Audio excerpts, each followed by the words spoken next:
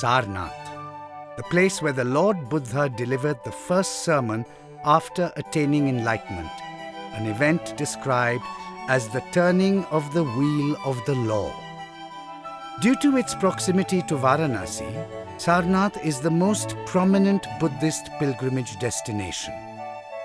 Once a flourishing monastic establishment, the legacy of Sarnath is seen in the symbol of the wheel, flanked by 2 deer seen on monasteries worldwide, and the Indian national emblem, the lion capital, originated at Sarnath. The Buddhist religion is actively followed by millions of people around the world, especially across Asia. Pilgrims from all these countries come to visit the sacred destination of Sarnath.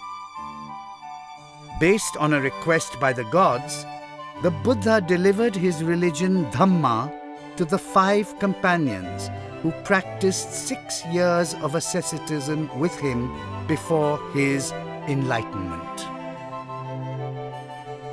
This act of preaching the Dhamma to the 5 monks is known as the turning of the Chakra of Dhamma.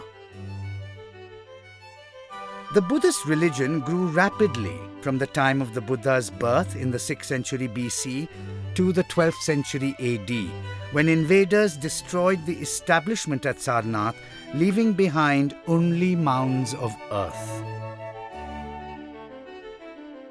From the early 19th century to date, archaeologists were able to uncover almost the entire history of Sarnath. An exploration of the Sarnath ruins begins at the Chaukhandi Stupa, where the Buddha first met the 5 monks. Chaukhandi, the square edifice, is one of the largest remaining structures amongst the ruins of the Sarnath monastic establishment. The octagonal tower is a later addition of the Mughals, built in the year 1588 AD. The writings of the famous Chinese pilgrim Xuanzang describe the original monument as a magnificent 300-foot-high structure. We now enter the main excavated site of the Sarnath establishment. On the right side are the ruins of Monastery 5 and on the left a smaller Monastery 7. These structures are typical representations of Buddhist monasteries of the time.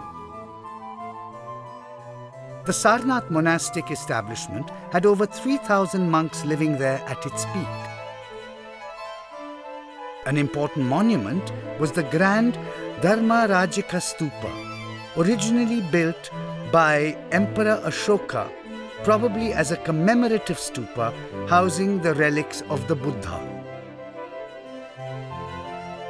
The structure was probably built around the same time as the Ashoka pillar, remnants of which can be seen in the vicinity.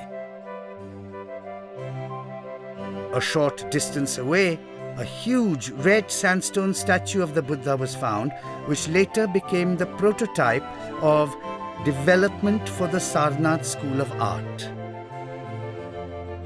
A little further ahead are the ruins of the main shrine, the temple erected at the very spot where the Buddha took shelter from the first monsoon season at Sarnath. The external walls were decorated with several patterns and architectural details. The main shrine is approached by a long walkway with several votive stupas dedicated to the sages who taught at Sarnath. Several sculptures were found along this walkway. Moving further north into the monastery area are the ruins of the Grand Dhamma Chakra Jina Vihara and 3 other monasteries. Constructed by the Queen Kumara Devi in the 12th century AD, with extensive courtyards and entrance gateways, the Dhamma Chakra Jina Vihara was probably a lavish temple commemorating the Lord Buddha. The temple has a unique feature of a 160-foot-long underground passage leading to a shrine. This tunnel is probably the only example of a structural tunnel discovered prior to the Mughal era. Housed in the designated monastery area, ruins of Monastery Number 2, Monastery 3 and Monastery 4 can also be seen. Exiting the monastery area, the Dhamek Stupa, the largest existing stupa, commemorates the spot where the Buddha first turned the wheel of the law. The stupa has 8 projecting faces with niches that probably housed images of the Buddha. It is surmised that the statues in these 8 niches represented the 8 principal events during the history of the Buddha's life. Decorative carvings with intricate geometric and floral designs are representative of the zenith of the Gupta period.